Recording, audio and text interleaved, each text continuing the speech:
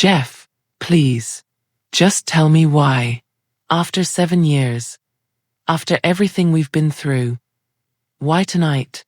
You don't understand, Melissa. You'll never understand. There are things, people, God, what have I done? What people? What are you talking about? We just got married 6 hours ago. Our families are downstairs, our friends. Lewis Smith knows, Melissa. He knows everything. The debts, the deals, oh. Christ, he was at our wedding tonight. Did you see how he looked at me? At you? Who is Lewis Smith? Jeff, you're scaring me. Whatever this is, we can face it together. That's what marriage means. No. No, we can't. You think this is some fairy tale? You think love conquers all? You have no idea what kind of world I've dragged you into. What kind of man I really am. Then tell me. Help me understand. Don't you dare walk out that door, Jeffrey Morrison. Don't you dare leave me on our wedding night. I'm sorry, Melissa. I'm so damn sorry. But staying will mean we are doomed. Jeff, please. What you just witnessed was the beginning of the end, and the end of the beginning. This is the story of Melissa Adrian, a woman whose fairy tale wedding night became her worst nightmare. A story of abandonment, obsession, and a love triangle that would reshape 3 lives forever. But to understand how we got here, we need to go back. Back to where it all began, 7 years ago, when a small-town teacher fell in love with a man who was already running from his demons. Welcome back, my lovely family, to another incredibly heartwarming story. This story would not only shake your emotions, it would touch your reality. To get started, please hit the subscribe button. As always, I pray this story brings you and yours glad tidings now and always. 7 years before that devastating wedding night, Melissa Adrian was living a simple life in the college town of Millfield. At 21, she was finishing her teaching degree, spending her days in lecture halls and her evenings tutoring struggling students at the community center. Her world was small, predictable, and safe, exactly how she liked it. Melissa had grown up in a working-class family where her parents, both immigrants from Trinidad, had taught her that education was the great equalizer. Her mother cleaned offices downtown while her father worked double shifts at the manufacturing plant. They'd sacrificed everything to give Melissa and her younger sister Sarah opportunities they'd never had. For Melissa, becoming a teacher wasn't just a career choice, it was a promise to give back, to lift others the way her family had lifted her. But fate has a way of disrupting even the most carefully laid plans. Jeff Morrison entered Melissa's life on a rainy Thursday in October, when she was walking home from her student teaching placement. He'd been sitting in his broken-down Honda Civic on the side of the road, steam billowing from under the hood, looking like a man whose day had gone from bad to worse. "Need help?" she'd called out, adjusting her umbrella against the drizzle. Jeff had looked up, and later he would tell people it was love at first sight. Melissa, with her warm brown eyes and genuine smile, her natural hair pulled back in a simple bun, wearing a sundress despite the weather because she believed in bringing color to gray days. She was beautiful in a way that seemed effortless, authentic, nothing like the women in his usual circles. "I wouldn't even know where to start," he'd admitted, running a hand through his blonde hair. "I'm Jeff, by the way. Jeff Morrison." "Melissa Adrian," she'd replied, already pulling out her phone. "My dad's a mechanic. Let me call him." That simple act of kindness would set in motion a chain of events that would alter both their lives forever. Within 6 months, Jeff and Melissa were inseparable. He was working toward his business degree, though he was vague about his post-graduation plans. He spoke often of big opportunities and connections but never quite explained what that meant. Melissa, focused on her own studies and student teaching, didn't push for details. She was in love with the Jeff she knew, charming, attentive, and seemingly devoted to building a life with her. But there were signs. Small ones at first. The way Jeff would check his phone obsessively during their dates, his face growing pale at certain text messages. The expensive gifts that seemed beyond his means, a diamond necklace for her birthday, designer shoes just because. When she asked about his finances, he'd laugh it off, claiming he was good at managing money and had investments. The first time Jeff raised his voice at her was 6 months into their relationship. They'd been discussing their future, and Melissa had mentioned wanting to stay in Millfield to teach at the elementary school where she'd done her student placement. "Are you insane?" Jeff had snapped, his blue eyes flashing with something she'd never seen before. "You want to waste your life in this nowhere town, teaching snotty-nosed kids for 30 grand a year?" The vehemence in his voice had startled her. "I thought you understood how important teaching is to me." "I understand you have potential," he'd said, his tone gentler but still condescending. "We could move to the city. I have opportunities there. You could substitute teach while we get established." It was the first time Melissa felt truly seen by Jeff, and not in a good way. He saw her dreams as obstacles to his own ambitions. But love makes us forgive what we shouldn't, and hope makes us believe people can change. Melissa convinced herself that Jeff's outburst came from stress about graduation and job prospects.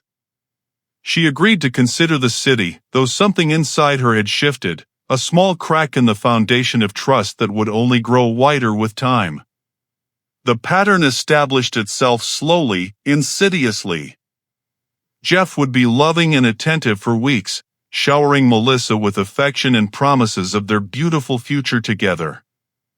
Then something would trigger him, a phone call, a text, sometimes nothing she could identify, and he would become someone else entirely. Cold, dismissive, sometimes cruel.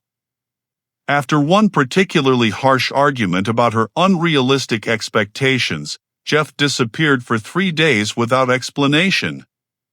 When he returned, he brought flowers and tears, begging forgiveness and claiming work stress. Melissa, who had spent those 3 days sick with worry, accepted his apology because the alternative, admitting that the man she loved might not be who she thought he was, felt impossible.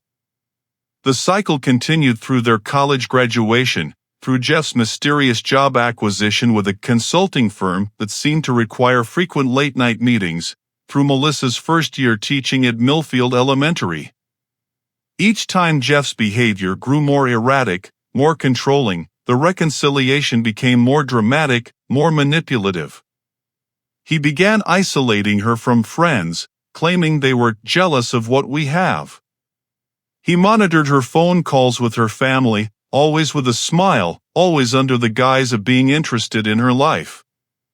When Melissa mentioned wanting to pursue her master's degree, Jeff suddenly needed her support for a big business venture that would require all their attention and resources. The physical abuse started small, a grip on her arm that left bruises, a shove during an argument that he immediately apologized for. Melissa told herself these were accidents, products of Jeff's obvious stress and her own tendency to push his buttons. She began modifying her behavior, walking on eggshells, becoming smaller and smaller in her own life. By their 3rd year together, Melissa had become a shadow of her former self. The confident young teacher who had stopped to help a stranger had been replaced by a woman who second-guessed every word, every action, every thought.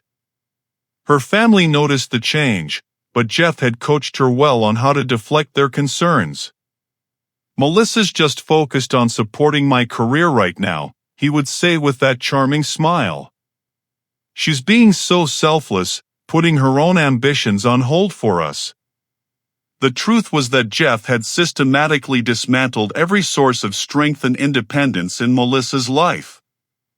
Her teaching job became part-time after Jeff convinced the principal that Melissa needed more flexibility for family planning.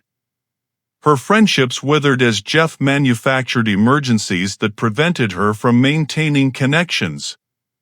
Even her relationship with her sister Sarah became strained as Jeff began creating conflicts that forced Melissa to choose between him and her family. But perhaps the cruelest manipulation was the way Jeff weaponized Melissa's love for him. Every time she gathered the courage to question his behavior, he would break down, revealing just enough vulnerability to make her believe she was the strong one, the one who could save him from whatever demons he was fighting. "I don't deserve you," he would whisper after an episode of rage. "I'm so fucked up, Melissa. You're the only good thing in my life. Promise me you'll never give up on me." And she would promise, because by then, saving Jeff had become her identity. She was no longer Melissa Adrian, teacher and dreamer.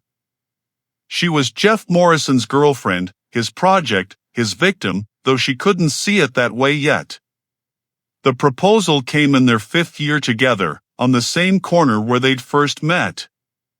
Jeff had been particularly volatile in the weeks leading up to it, disappearing for days at a time, returning with expensive gifts and wild stories about closing big deals.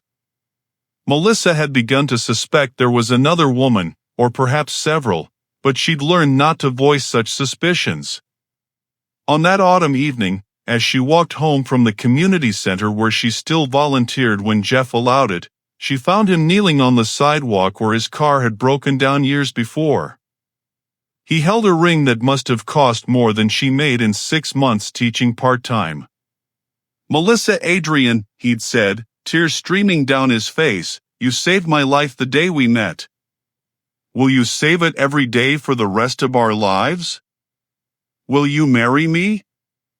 Later, she would wonder if she'd said yes because she loved him or because she'd forgotten how to say no. But in that moment, surrounded by the golden light of late afternoon, she felt a flicker of the hope she'd carried as a young woman. Maybe marriage would stabilize him. Maybe the security of her permanent commitment would calm whatever storm was raging inside him. Yes, she'd whispered, and Jeff had slipped the ring onto her finger with hands that trembled, but whether from joy or something else, she couldn't tell. The engagement period was a masterclass in psychological warfare disguised as wedding planning. Jeff insisted on a lavish ceremony they couldn't afford, then berated Melissa for being financially irresponsible when she questioned the expenses. He invited business associates she'd never met, people who looked at her with barely concealed contempt or inappropriate interest. It was during one of these planning meetings that Melissa first heard the name that would change everything, Lewis Smith.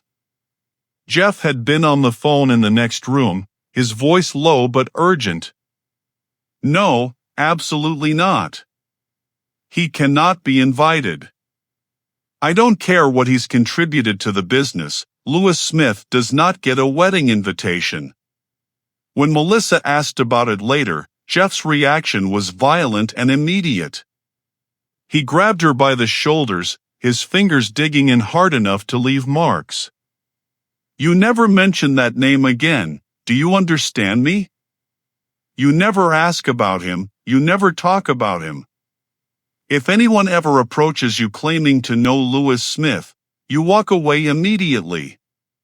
"Jeff, you're hurting me," she'd gasped, and he'd released her as if her skin had burned him. "I'm sorry," he'd said immediately. "I'm so sorry, baby. It's just, there are dangerous people in my business. People who might try to hurt you to get to me. I'm just trying to protect you." But Melissa had seen the truth in his eyes. Jeff wasn't trying to protect her from Lewis Smith. He was terrified of him.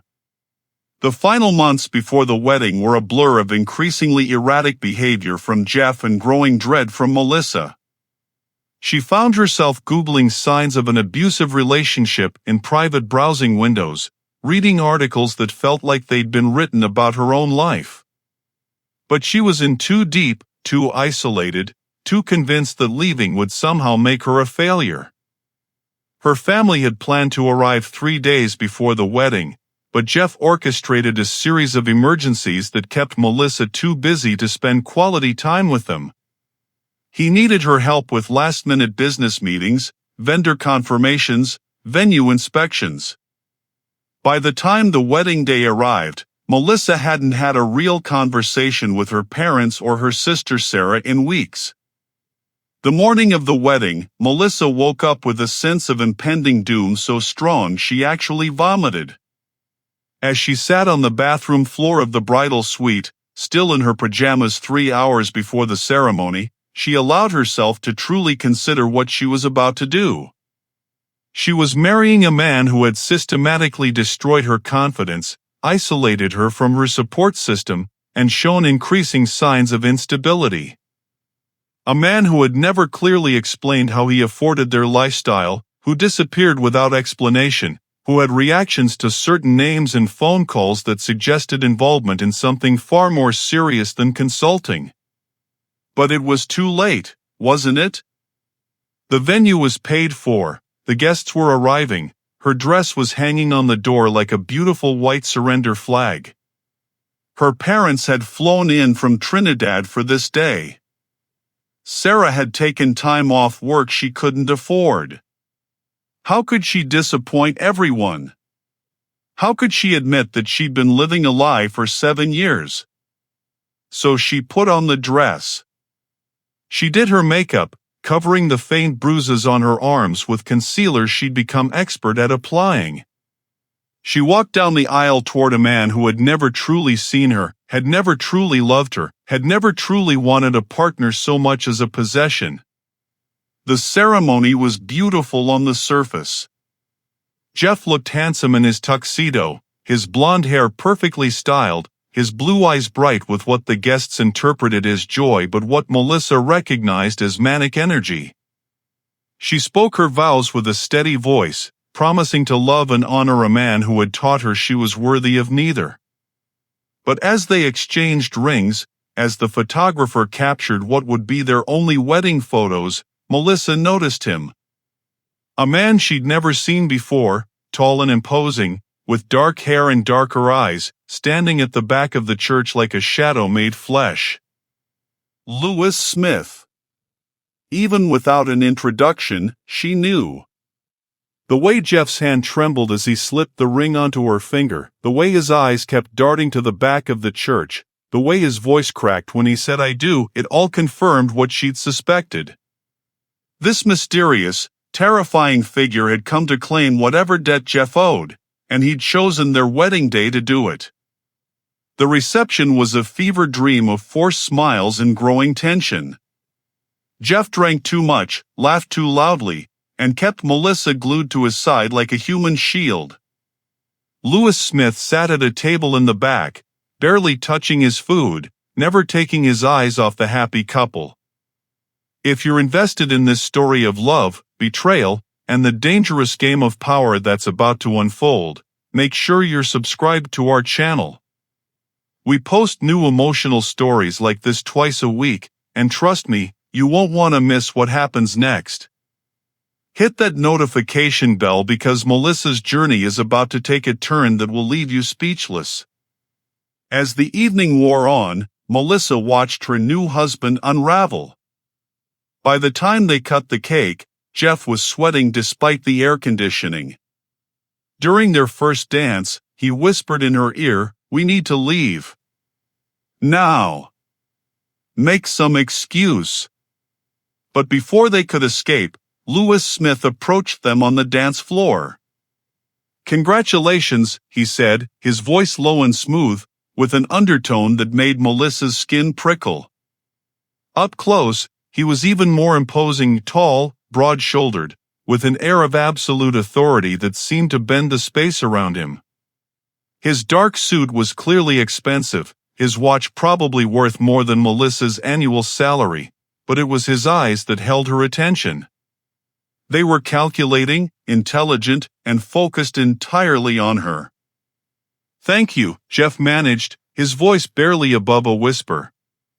"Beautiful ceremony," Lewis continued, never looking away from Melissa. "Beautiful bride." There was something in the way he said it that made Melissa feel seen for the first time in years, not as Jeff's possession or project, but as a person worthy of attention in her own right. It was intoxicating and terrifying in equal measure. "We should get going," Jeff said quickly. "Long day, you know how it is." "Of course," Lewis replied, but he made no move to step aside. Instead, he extended his hand to Melissa. "Mrs. Morrison, isn't it? Congratulations on your new beginning." When Melissa shook his hand, she felt a jolt of electricity that had nothing to do with static. His skin was warm, his grip firm but not possessive, and for a moment that stretched longer than it should have, they looked directly into each other's eyes. Jeff practically dragged her away from the dance floor after that, claiming exhaustion and the need to prepare for their honeymoon flight the next morning. But Melissa knew the real reason. Whatever Lewis Smith represented, whatever debt or obligation or threat he embodied, Jeff was running from it and taking her along as collateral. Which brings us back to that hotel room, to Jeff's panicked confession and cowardly abandonment. As Melissa sat on the floor in her ruined wedding dress, as she listened to Jeff's car pull out of the parking lot and disappear into the night, she had no idea that her real story was just beginning. Because 3 floors below, in the hotel bar, Lewis Smith sat nursing a whiskey, waiting for the call he knew would come. The call from his security team confirming that Jeff Morrison had fled the city, leaving behind the one thing Lewis had truly wanted from their arrangement. His beautiful, broken bride. If you've come this far, then you're definitely ready for the part of this story where Melissa's journey of healing and revenge begins, where Lewis Smith's true motives are revealed, where a love triangle becomes a battle for survival. Don't forget to leave a comment telling us where you're watching from and what you think Melissa should do next. Your engagement helps us bring more stories like this one. 3 hours had passed since Jeff Morrison fled into the night, leaving his bride shattered on their honeymoon suite floor. Melissa Adrian, she refused to think of herself as Morrison now, sat in the ruins of her wedding dress, staring at the diamond ring that had once symbolized forever. Now it felt like a shackle, cold and meaningless on her finger. The knock at her door was soft, almost hesitant. "Mrs. Morrison?" The voice was familiar, though she couldn't immediately place it. "I'm terribly sorry to disturb you. My name is Marcus Webb. I work for Lewis Smith." Melissa's blood ran cold. The mysterious man from her wedding, the one Jeff had feared so desperately. She remained silent, hoping whoever it was would simply go away. "I understand this is an incredibly difficult time," the voice continued. "Mr. Smith would like to offer his assistance. Perhaps a safe place to stay while you process recent events." Safe place. The irony wasn't lost on her. The man Jeff had described as dangerous was offering safety while her own husband had abandoned her to face whatever consequences his cowardice had created. "I don't need help," she called out, surprised by the steadiness of her own voice. "With respect, ma'am," Marcus replied gently, "I believe you do. Mr. Morrison left town approximately 2 hours ago. He cleared out your joint bank accounts before he departed. Your credit cards have been canceled. The hotel bill for tonight hasn't been paid." Each word hit Melissa like a physical blow. Jeff hadn't just abandoned her, he destroyed her financially, left her stranded with no means to even pay for the room where she sat in her ruined wedding dress. 20 minutes later, Melissa found herself in the back of a Mercedes sedan, still wearing her wedding dress but having washed the makeup from her face. Marcus Webb, a distinguished black man in his 50s with kind eyes and a gentle manner, sat across from her, careful to maintain respectful distance. "Where are we going?" she asked. "Mr. Smith has several properties in the city," Marcus replied. "He thought you might prefer the penthouse apartment. It's quiet. Private.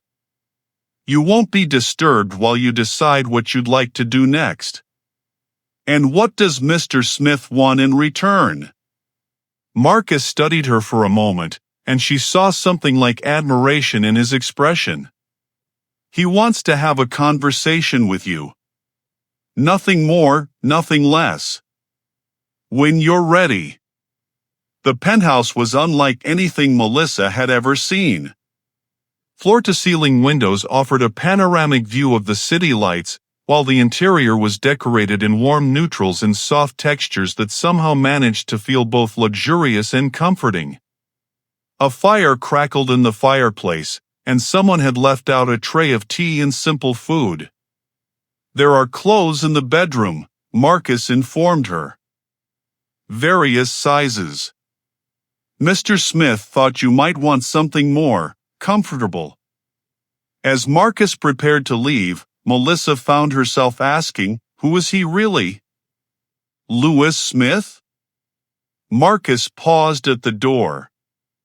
"He's a man who spent most of his life believing he wasn't worthy of good things. Your husband owed him a considerable debt, not just money, but trust.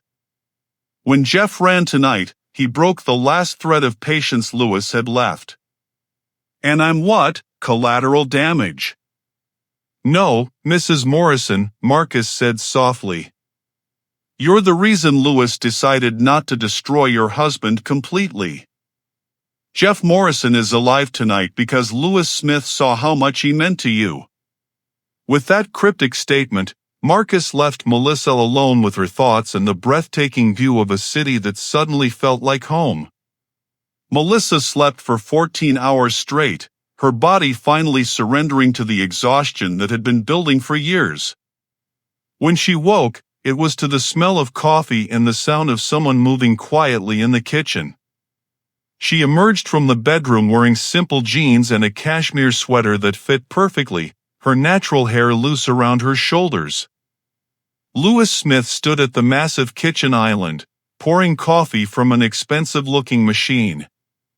In the afternoon light streaming through the windows, he was even more striking than he'd been at the wedding.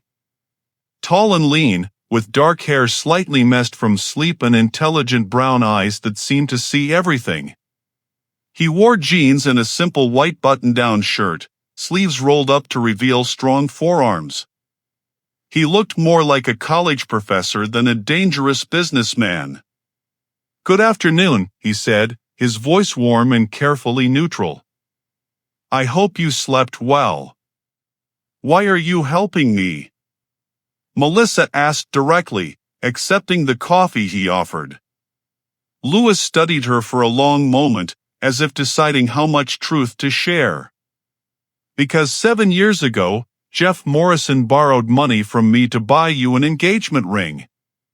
He said he'd found the perfect woman, someone pure and good who would make him want to be better. He promised he'd change, become someone worthy of you." Melissa felt a chill run down her spine. "You've been watching me for 7 years?" "Not watching," Louis corrected. "Waiting. Hoping Jeff would prove me wrong about what kind of man he really is. Last night, he proved me right."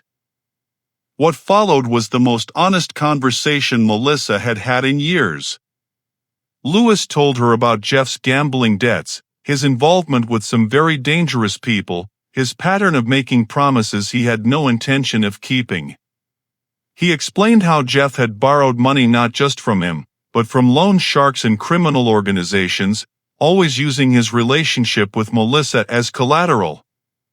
He told them he had something valuable to trade if necessary, Lewis said, his jaw tightening with barely controlled anger. He was going to sell you, Melissa, to pay his debts. The words hit her like a physical blow. All those years of manipulation, of being made to feel small and worthless, and Jeff had literally been planning to trade her like property. "Why didn't you warn me?" she whispered. "Would you have believed me?" Lewis asked gently. "Or would you have thought I was just trying to break you up?" He was right, and they both knew it. 7 years ago, Melissa had been so deeply under Jeff's spell that she would have dismissed any warning as jealousy or lies. Over the next few days, an unusual routine developed. Lewis would work from his home office in the mornings while Melissa explored the city, rediscovering parts of herself that had been buried under years of Jeff's control. She visited art museums, sat in parks, had coffee with strangers who didn't know her story. For the first time in years, she felt like she could breathe. Evenings, she and Lewis would cook dinner together. She was surprised to discover he was an excellent chef and talk. Not about Jeff or debts or the past, but about books, movies, travel, dreams. Melissa learned that Lewis had grown up poor, that he'd built his fortune through a combination of brilliant investing and ruthless determination. He learned that she'd once dreamed of writing children's books, that she missed teaching more than anything, that her favorite sound in the world was children laughing. If you're completely absorbed in this story and dying to know what happens next, hit that subscribe button and the notification bell. We share incredible stories like this one every day, and your support helps us bring you the most emotionally gripping content on YouTube. Don't let the story end here. The attraction between them was undeniable, but Lewis never pushed, never demanded, never made Melissa feel like she owed him anything beyond honest conversation. It was intoxicating to be treated like an equal, like someone whose thoughts and opinions mattered. But Melissa wasn't naive. She could see the way people deferred to Lewis when they were out together, the way restaurant managers appeared instantly when he arrived, the way his security team, always present but discreet, watched everything and everyone around them. This was a man who wielded enormous power, and she was beginning to understand that his interest in her wasn't entirely altruistic. The first sign of Lewis's true nature came when Melissa mentioned wanting to retrieve some of her belongings from the apartment she'd shared with Jeff. Lewis had been quiet for a long moment, then made a phone call in another language. She thought it might be Italian, before returning to the kitchen where she was washing dishes. "It's handled," he said simply. "What's handled?" "Your belongings will be delivered this afternoon." "All of them." "How is that possible?" "Jeff would never just let." Lewis's smile was cold, predatory. "Jeff doesn't get a vote anymore." That afternoon, 2 moving trucks arrived at the penthouse. Not only had they recovered all of Melissa's possessions, but they'd also brought items she was certain Jeff would never have parted with willingly: his expensive electronics, his designer clothes, even the car he treasured more than he'd ever treasured her. "Lewis," she said carefully, "what exactly did you do?" "I explained to Jeff that taking your belongings was theft," he replied, pouring himself a glass of wine with steady hands. "I also explained that failing to return them would have consequences." Melissa felt a shiver of fear mixed with something else: gratitude, attraction, and a dark satisfaction that someone had finally made Jeff face consequences for his actions. That night, for the first time since the wedding, Melissa cried. Not the broken sobs of a victim, but the cleansing tears of someone finally allowing herself to feel the full weight of what had been done to her. Lewis found her on the penthouse balcony, wrapped in a blanket, staring out at the city lights. I keep wondering what's wrong with me, she said without looking at him. How I let myself disappear so completely. Nothing's wrong with you, Lewis replied, settling into the chair beside her. Jeff Morrison is a master manipulator. He chose you specifically because you're good, because you believe in the possibility of redemption. He weaponized your compassion against you. How do you know so much about manipulation? Lewis was quiet for a long time. When he finally spoke, his voice carried a weight of old pain. Because I used to be just like him. What Lewis revealed that night changed everything. He told Melissa about his childhood, about a father who'd beaten him and a mother who'd abandoned him to the system when he was 12. He talked about the foster homes, the juvenile facilities, the anger that had consumed him for years. He'd built his fortune through legitimate means, but his early success had come from understanding people's weaknesses, from being willing to exploit them without mercy. I was 28 when I met someone who made me want to be different, he continued. Her name was Elena. She was a teacher, like you. Kind, patient, always seeing the good in people. What happened to her? I destroyed her, Lewis said simply. Not intentionally, but completely.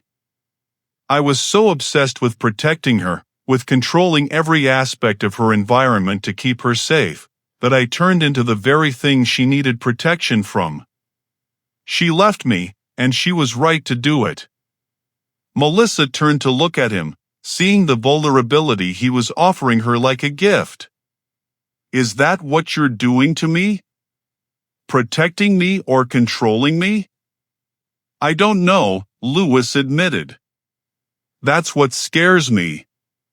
The honesty of that admission should have sent Melissa running. Instead, it drew her closer. Here was a man powerful enough to destroy her enemies, vulnerable enough to question his own motives, and honest enough to admit when he didn't have answers. After years of Jeff's lies and manipulations, Lewis's brutal honesty felt like water in a desert. But the past wasn't done with any of them yet. 3 weeks into her stay at the penthouse, Melissa learned the true scope of Lewis's business empire. He owned hotels, restaurants, tech companies, and real estate developments across 3 states.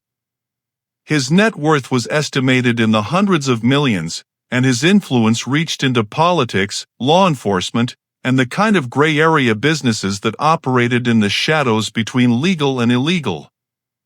Marcus Webb, who had become something of a confidant to Melissa, explained Lewis's methods over lunch at one of his restaurants. He doesn't break legs, Marcus said with a slight smile.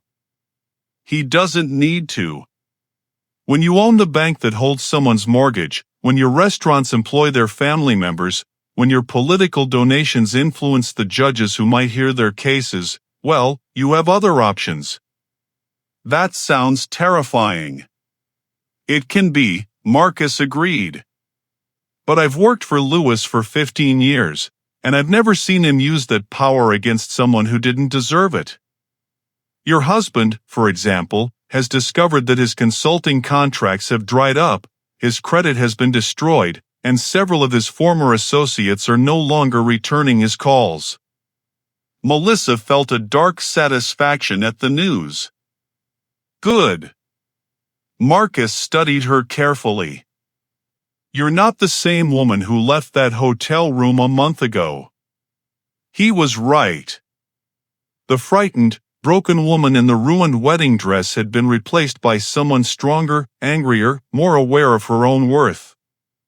Living with Lewis, being treated as an equal, having her opinions valued and her intelligence respected, it had awakened something in Melissa that had been dormant for years.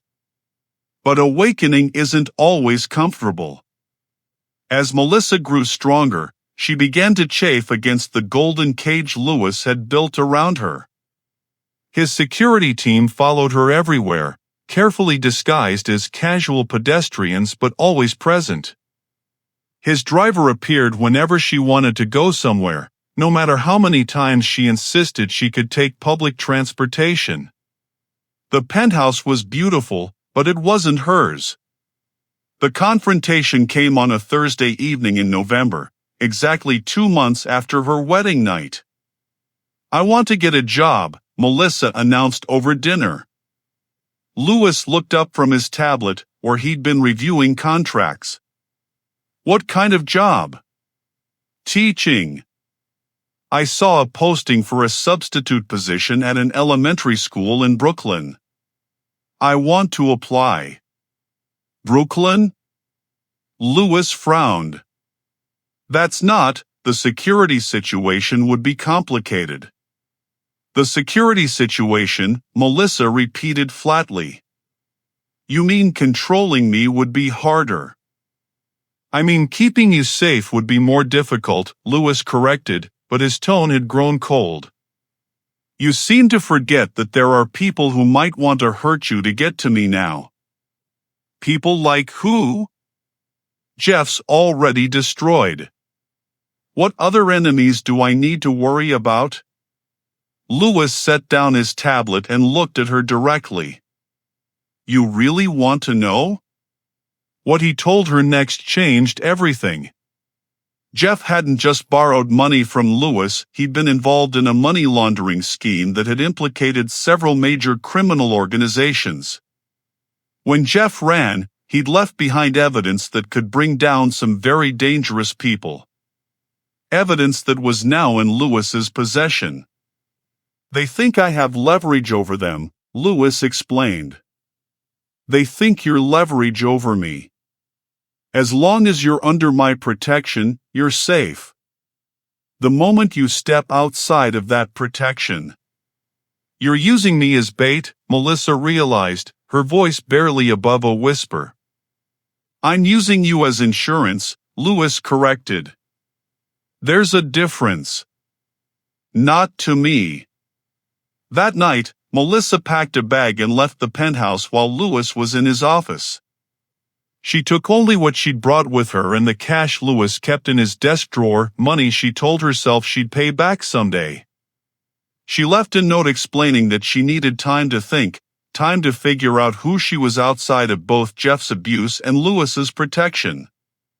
She rented a small studio apartment in Queens, using her maiden name and paying 6 months in advance. She got a job waitressing at a diner near the subway station, work that was honest and simple and hers. For the first time in years, Melissa Adrian was completely on her own. It lasted exactly 4 days. Jeff Morrison had been living in a motel outside Philadelphia, drinking too much and making increasingly desperate phone calls to former associates who no longer wanted anything to do with him. When he learned through mutual friends that Melissa had left Louis's protection, he saw an opportunity for revenge against them both. He broke into her apartment on a Wednesday night, drunk and furious and carrying a gun he'd bought from a pawn shop in Pennsylvania. Melissa woke to find him sitting in her kitchen, pointing the weapon at her with shaking hands. "You damn bod," he slurred, his once handsome face bloated and unshaven. "You left me for him. Left me to rot while you played house with the man who destroyed my life. Jeff, please. Shut up." He waved the gun erratically. "You think you're so much better than me now? Living in his penthouse, spending his money? You're nothing but an expensive bod." For the first time since she'd known him, Melissa felt no fear when Jeff raised his voice. Instead, she felt a cold, crystalline anger that seemed to sharpen her thoughts and steady her breathing. "Put the gun down, Jeff," she said quietly. "I don't think so. I think I'm going to make him watch you die, just like you made me watch my life fall apart." "Your life fell apart because you're a coward and a criminal," Melissa replied, her voice growing stronger. "I didn't make you gamble money you didn't have. I didn't make you borrow from dangerous people. I didn't make you abuse me for 7 years."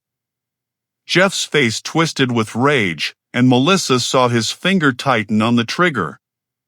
She closed her eyes, thinking of her parents, of Sarah, of Louis, and the conversation they'd never get to finish. The gunshot was deafening in the small apartment. But it wasn't Jeff's gun that fired. Louis Smith stood in the doorway of Melissa's apartment, his own weapon still raised, his face a mask of cold fury. Behind him, Marcus and 2 other members of his security team moved efficiently to secure the scene. Jeff Morrison lay on the kitchen floor, clutching his shoulder and screaming. "How did you find me?" Melissa whispered. "Did you really think I was going to let you disappear?" Louis replied, lowering his gun. "I've had people watching you since the moment you left." When Morrison showed up, he didn't finish the sentence. He didn't need to. As paramedics treated Jeff's wound and police took statements, as crime scene photographers documented the break-in and attempted murder, Melissa found herself studying Louis with new eyes. He'd killed for her. Or at least, he'd been prepared to. The only reason Jeff was still alive was that Louis's shot had been precisely aimed to disarm rather than kill. This wasn't protection. This was possession. And the most terrifying part was how much she liked it. The aftermath was handled with the kind of efficiency that only unlimited resources and political connections can provide. Jeff was arrested on charges of breaking and entering, assault with a deadly weapon, and stalking. His public defender was mysteriously unavailable, and the replacement attorney seemed more interested in negotiating a plea deal than mounting a defense. Louis's lawyers painted a picture of a dangerous ex-husband stalking his former wife, a clear case of domestic violence escalating to attempted murder. The media, when they picked up the story at all, portrayed Louis as a good Samaritan who'd saved an innocent woman from her abusive ex. The truth was more complicated, but truth was a luxury that people like Louis Smith could afford to edit. Melissa moved back into the penthouse, but the dynamic between her and Louis had shifted fundamentally. The pretense of her being a temporary guest was gone. The illusion that she had any real choice in the matter had been shattered along with her apartment's front door. "I could leave," she said one evening as they sat by the fireplace. "Pack up and move to another state, change my name, start over completely." "You could try," Louis agreed, not looking up from his book. "Would you stop me?" Louis closed the book and met her eyes. "I would find you. I would bring you back. And I would make sure you never had the opportunity to run again." The words should have chilled her. Instead, they sent a different kind of shiver through her body entirely. "Why?" she whispered. Louis set down his book and moved to kneel beside her chair, taking her hands in his. "Because I love you, Melissa. Not the way Jeff loved you, as a possession to be controlled. And not the way you think you deserve to be loved, carefully, conditionally, with constant fear of abandonment. I love you the way fire loves oxygen, the way gravity loves mass. Completely. Inevitably. Destructively if necessary." When he kissed her, Melissa tasted 7 years of loneliness, 2 months of confusion, and a future that terrified and exhilarated her in equal measure. What followed was a courtship unlike anything Melissa had ever experienced. Louis pursued her with the same methodical intensity he brought to his business dealings, but also with a tenderness that surprised them both.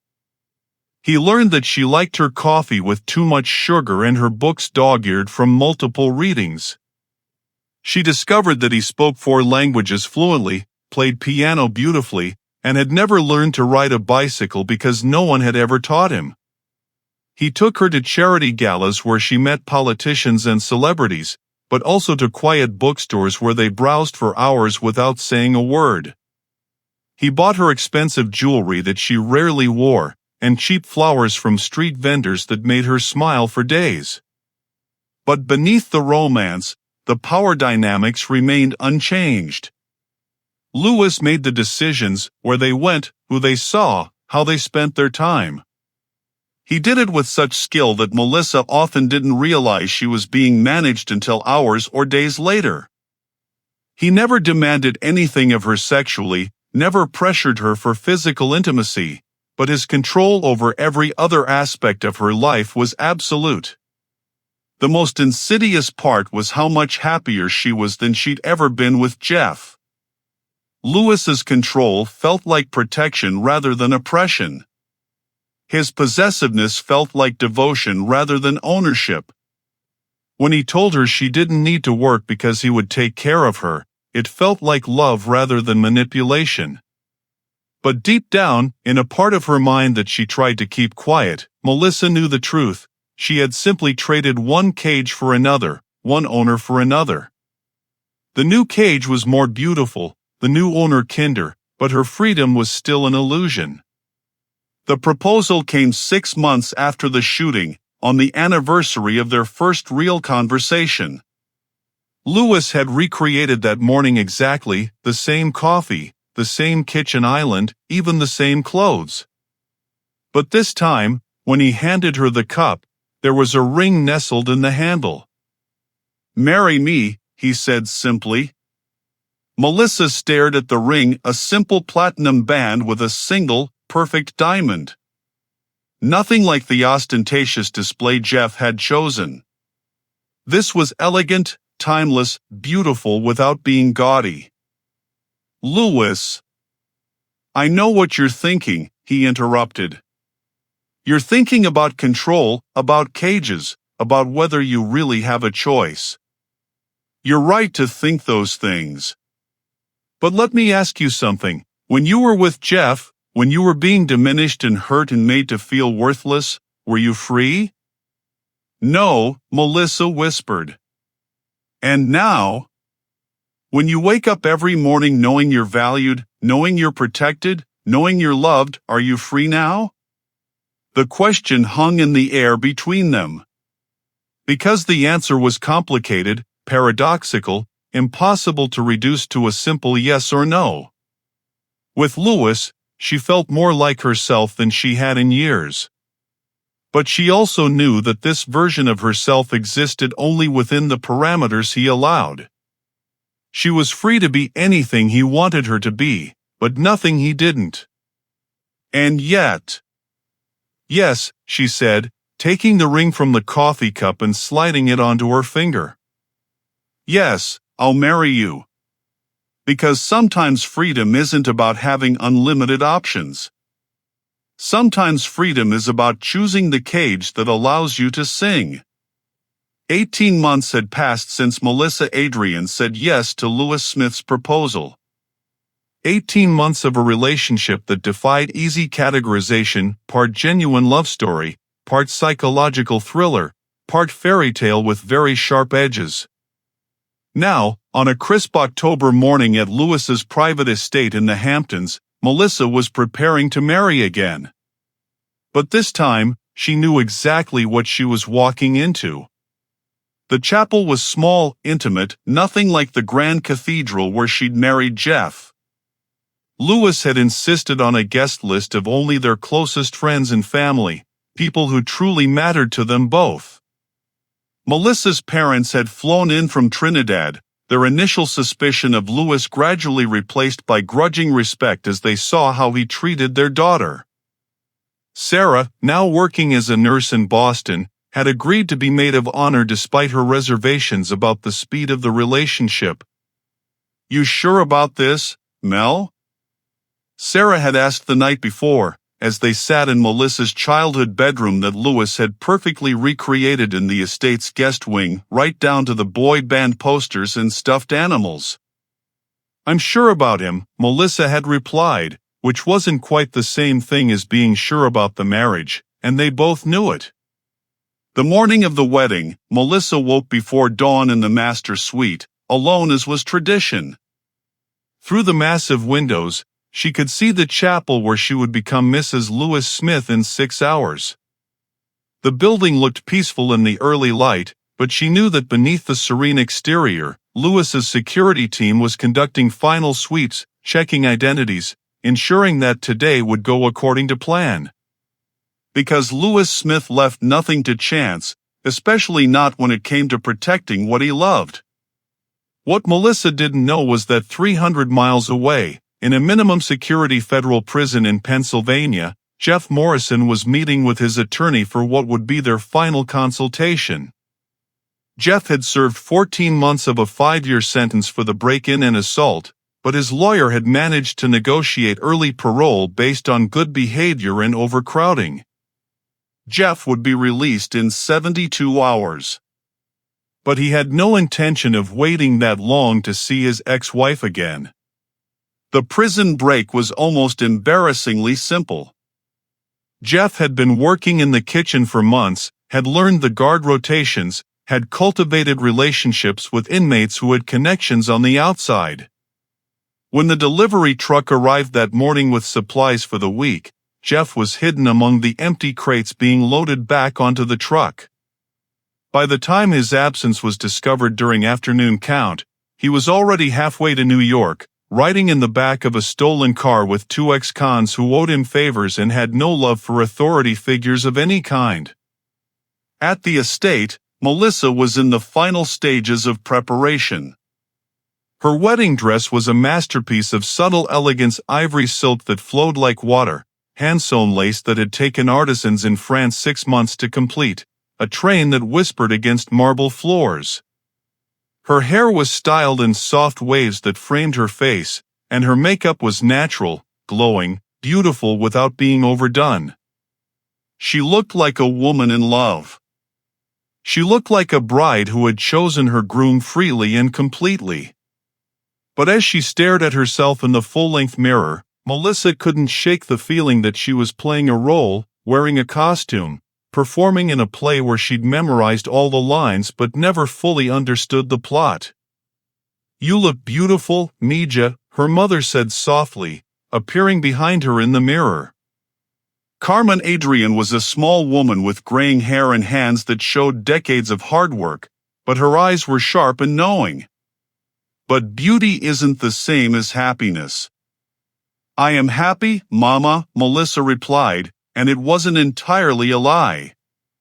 She was happy, in moments, in between the awareness of her circumstances. When Lewis surprised her with small gestures of thoughtfulness, when he made her laugh at dinner, when he held her after nightmares about Jeff, in those moments, happiness felt real and uncomplicated. "And he treats you well?" "Better than well. He treats me like I'm precious." Carmen studied her daughter's reflection, seeing the woman Melissa had become and remembering the girl she'd been. Precious things are kept safe, locked away, protected from harm. But precious things are also owned. Before Melissa could respond, Sarah burst into the room, her face flushed with excitement and nervousness. "It's time," she announced. "Lewis is waiting at the altar, and he looks like a man who's about to get everything he's ever wanted." The ceremony was perfect in every detail. Melissa walked down the aisle to a string quartet playing Pachelbel's canon, her father's arm steady beneath her hand, her mother dabbing at tears in the front row.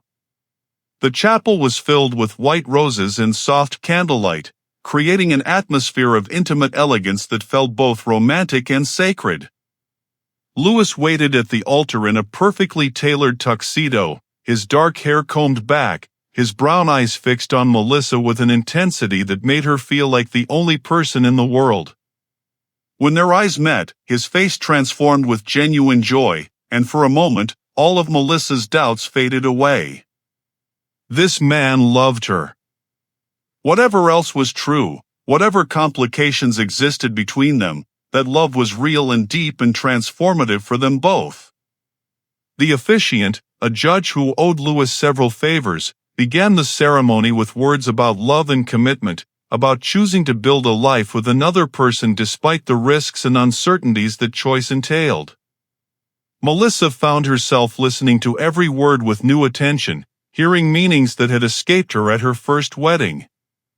Marriage, the judge intoned, is not the binding of two people who are already complete, but the choice to grow and change together, to become something new and better than either could be alone. When it came time for vows, Lewis spoke first, his voice clear and strong enough to reach every corner of the small chapel. "Melissa," he began, "a year and a half ago, you walked into my life broken and beautiful, and you changed everything. You made me want to be worthy of the love you deserve. You made me believe that redemption is possible, that people can change, that the past doesn't have to determine the future.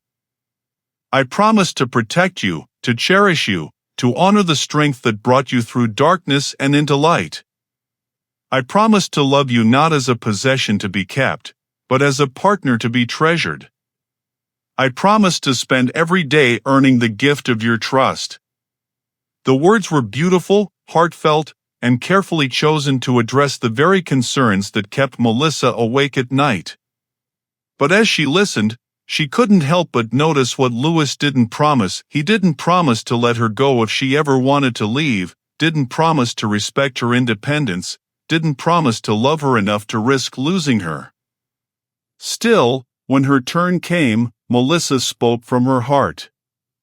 "Lewis, you found me at the worst moment of my life and showed me that I was worth saving. You helped me remember who I am beneath all the ways I'd been diminished. You made me feel strong again, valuable again, capable of love again. I promise to trust the man you've shown me you can be. I promise to build a life with you based on honesty, respect, and the deep love I feel for you. I promise to be your partner, your equal, your choice just as you are mine."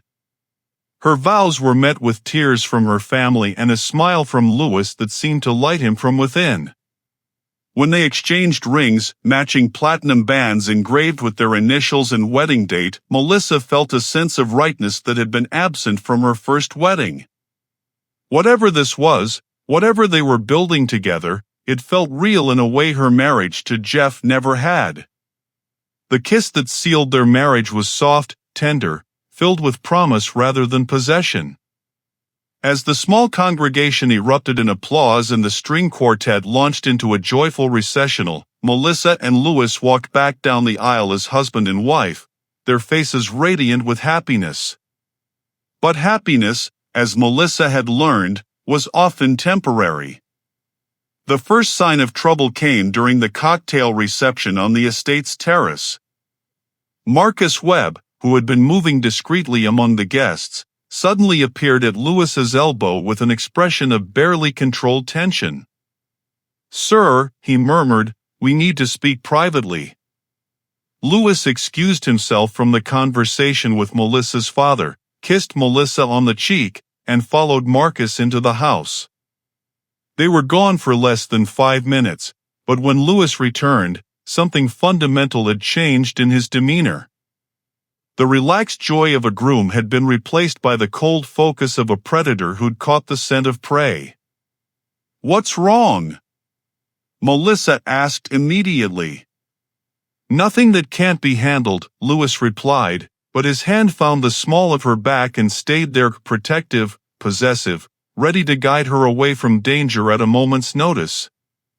What Marcus had whispered to Lewis was this: Jeff Morrison had escaped from prison, the security team had picked up chatter about a possible threat to the wedding, and 3 vehicles with suspicious occupants had been spotted on roads leading to the estate.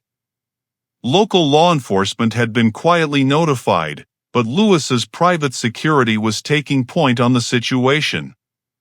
If Jeff was coming for revenge, they would be ready for him. But Jeff Morrison was no longer the pathetic, broken man who had fled their first wedding in panic. Prison had hardened him, and desperation had made him dangerous in ways that money and influence couldn't easily counter. He wasn't coming alone, and he wasn't planning to leave witnesses. The attack came during dinner, just as the sun was setting behind the estate's ancient oak trees. The first sign was the sudden silence of birds in the nearby woods, followed by the distant sound of vehicles approaching at high speed. Lewis's security team moved with practiced efficiency, appearing from positions around the grounds to form a protective perimeter around the main house. Inside, Lewis commanded, his voice cutting through the gentle evening air like a blade. "Everyone inside, now." But it was too late for a quiet evacuation. Jeff's plan was simple and brutal: create enough chaos to overwhelm the security team, take Melissa hostage, and use her as leverage to escape with Lewis's money and his life.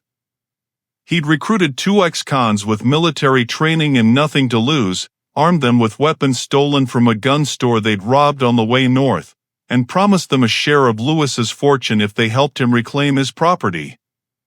The first shot shattered the peaceful evening air just as the wedding party was moving toward the main house. Marcus Webb went down immediately, taking a bullet in the shoulder as he shielded an elderly guest from the line of fire. Melissa's mother screamed as her husband pulled her behind an overturned table, while Sarah grabbed 2 of the younger guests and hustled them toward the kitchen entrance. But Jeff's eyes were locked on only one person. "There's my beautiful wife," he shouted, his voice carrying across the terrace with manic energy. The man who emerged from behind the garden shed looked nothing like the Jeff Morrison who had once charmed Melissa with his boyish smile. Prison had stripped away the last pretenses of civilization, leaving behind something feral and desperate and utterly without mercy. Lewis stepped in front of Melissa immediately, his own weapon appearing in his hand as if by magic. Around the terrace, his security team engaged Jeff's accomplices in a firefight that turned the elegant wedding reception into a war zone. "Let her go, Lewis," Jeff called out, advancing across the lawn with his gun trained on Melissa. "This is between you and me. She doesn't need to get hurt." "Like hell," Lewis replied, his voice deadly calm despite the chaos erupting around them. "You lost the right to speak her name when you put your hands on her. She was mine first." Jeff screamed, and Melissa heard the madness in his voice, the complete break from reality that prison had finally accomplished. "She was mine, and you stole her, and now I'm going to take back what belongs to me." What happened next would be debated by investigators for months afterward. Jeff Morrison raised his weapon to fire at Lewis, but before he could pull the trigger, Melissa stepped out from behind her new husband's protective stance. For the first time in her adult life, she was done being protected, done being fought over, done being treated like a prize to be won rather than a person with her own agency and power. "I never belonged to you, Jeff," she said, her voice carrying clearly across the terrace despite the gunfire and screaming around them. "And I don't belong to Lewis, either. I belong to myself, and I choose who I love, and I choose who gets to be part of my life." Jeff's face twisted with rage and disbelief. "You think you have choices? You think any of this is up to you? You're nothing but a..." The gunshot cut off his words mid-sentence. But it wasn't Jeff who fired. It wasn't Lewis, either. Melissa stood with her feet planted firmly on the terrace stones, her wedding dress billowing around her in the evening breeze, a smoking gun in her hands that she'd taken from the security guard who'd fallen beside the buffet table. Jeff Morrison collapsed to his knees, clutching his chest, his eyes wide with shock and something that might have been respect. "You," he whispered, blood frothing at his lips. "You actually..." "I actually learned to shoot," Melissa finished quietly. "Lewis insisted on it, after what you did at my apartment. He said I should never have to depend on someone else to save me again." Jeff's laugh was bitter, pained, but genuine. So he set you free by teaching you to be just like him. No, Melissa replied, lowering the weapon as sirens wailed in the distance and Jeff's life leaked out onto the perfectly manicured grass. He set me free by teaching me that I was always strong enough to save myself. Jeff Morrison died on the terrace of Lewis Smith's estate, surrounded by the debris of a wedding reception and the aftermath of choices that had destroyed multiple lives. His accomplices were either dead or in custody. Marcus Webb was being treated for non-life-threatening injuries, and the guests were giving statements to local police who had arrived to find the crime scene already secured by Lewis's private security team. In all the chaos and official procedures, no one noticed that Melissa had disappeared. Lewis found her an hour later in the estate's garden maze, sitting on a stone bench in the center where they'd shared their first kiss 6 months earlier. She'd changed out of her blood-splattered wedding dress into jeans and a sweater, but she still wore her wedding ring. "The police want to interview you," he said gently, settling beside her on the bench. "I know," Melissa replied without looking at him. "I killed a man on our wedding day, Lewis. I shot my ex-husband while wearing a dress that cost more than most people make in a year. You defended yourself. You defended our guests. You defended me. I defended us," she corrected. "Which is what partners do, isn't it? They protect each other." Lewis was quiet for a long time, studying her profile in the fading light. "You're not the same woman I pulled out of that hotel room." "No," Melissa agreed. "I'm not. That woman needed to be saved. This woman can save herself. And where does that leave us?" Melissa turned to face him finally, her dark eyes serious but not sad. "That depends. Can you love a woman who doesn't need you to rescue her?" "I don't know," Lewis admitted with the honesty that had drawn her to him from the beginning. "I've never tried." "Then maybe it's time to learn." The investigation into Jeff Morrison's death was concluded within a week. Security footage from multiple angles showed clearly that he had been armed and threatening civilians, that Melissa had acted in self-defense, and that no charges would be filed against her or anyone else at the wedding. The media coverage was intense but brief, a sensational story about a woman who killed her abusive ex-husband at her own wedding reception, then disappeared for a few news cycles as other tragedies captured public attention. If you've been captivated by this incredible journey of love, survival, and the complicated nature of freedom, please subscribe to our channel and hit that notification bell. Share this story with someone who needs to hear it, and let us know in the comments what you think about Melissa's final choice. Your engagement helps us bring you more powerful stories like this one. What the media didn't cover, what the police reports didn't capture, was the quieter story that unfolded in the weeks and months that followed. Lewis and Melissa didn't have a traditional honeymoon.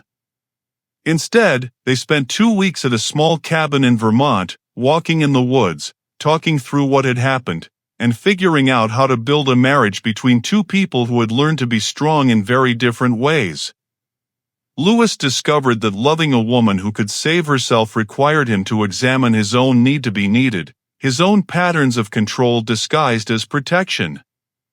It was uncomfortable work, the kind of self-reflection he'd spent most of his life avoiding. Melissa learned that choosing to be with someone powerful didn't automatically make her powerless, that love could exist between equals even when those equals had very different kinds of strength. They fought real fights where voices were raised and feelings were hurt, and no one stormed out because they'd both learned the difference between conflict and abandonment. They negotiated over everything from where to live to how to handle Lewis's business interests to whether Melissa would take his name legally as well as socially. They built something new together, something that was neither the fairy tale romance Melissa had dreamed of as a young woman nor the benevolent dictatorship Louis had initially envisioned. It was messier, more complicated, more honest. It was real. 6 months after their wedding, Melissa opened her own school, a small private academy for children who had fallen through the cracks of the traditional education system. Louis provided the funding, but the vision, the curriculum, the daily operation was entirely hers. She hired teachers who understood that some children needed more than academics to thrive, who knew how to spot the signs of abuse and neglect, who believed that education could be a form of liberation. Louis learned to step back, to support without controlling, to love without possessing. It wasn't natural for him, and he didn't always get it right, but he kept trying because the woman he'd married had shown him that growth was possible at any age. On the anniversary of Jeff's death, they visited his grave, not to forgive him, because some actions don't deserve forgiveness, but to acknowledge that his choices had led them to each other and to the people they'd become. "Do you ever regret it?" Louis asked as they stood beside the simple headstone in the Pennsylvania cemetery. "Shooting him, I mean." "No," Melissa replied without hesitation. "I regret that it was necessary. I regret that he never learned to be better than his worst impulses. But I don't regret protecting the people I love, including myself." "And us? Do you ever regret choosing this life?" Melissa considered the question seriously, as she did all questions about their relationship. "I regret how we started," she said finally. "I regret that it took trauma to bring us together. But I don't regret where we ended up."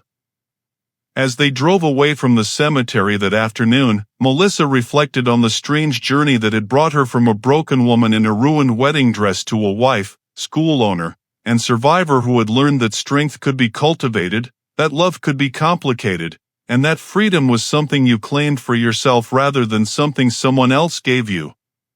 She thought about the girl she'd been at 21, stopping to help a stranger with a broken-down car, and she wondered what advice she would give that young woman if she could go back in time. "Trust your instincts," she would say. "Learn to recognize the difference between love and control.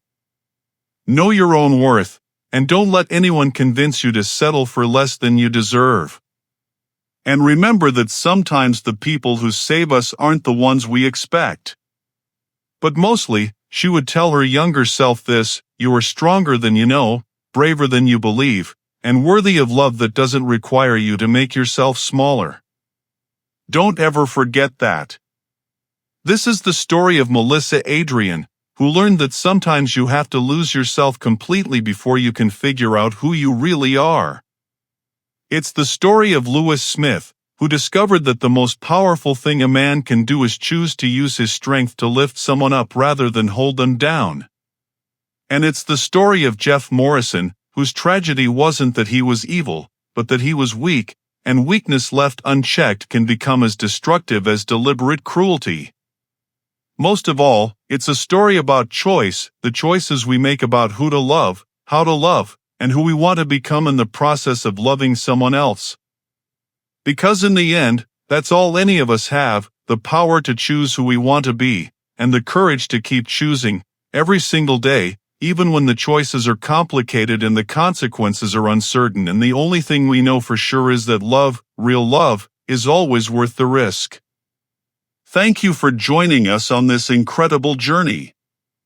If this story moved you, please share it with someone who might need to hear it. Leave a comment telling us where you're watching from and what you learned from Melissa's story.